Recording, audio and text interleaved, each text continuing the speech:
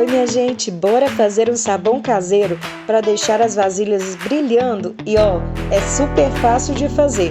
Eu peguei 2 sabões glicerinados, ralei ele e coloquei numa panela com 2 litros de água no fogo. Depois que derreteu, coloquei 2 colheres de cifre, 2 de detergente e 2 de sabão em pó. E para finalizar, 2 colheres de sal. Mexi bem até que a consistência mudasse. Aí é só forrar uma forma com um saquinho, despejar a mistura e deixar secar por 24 horas. Depois é só cortar e pronto para usar. Testa aí e me conta!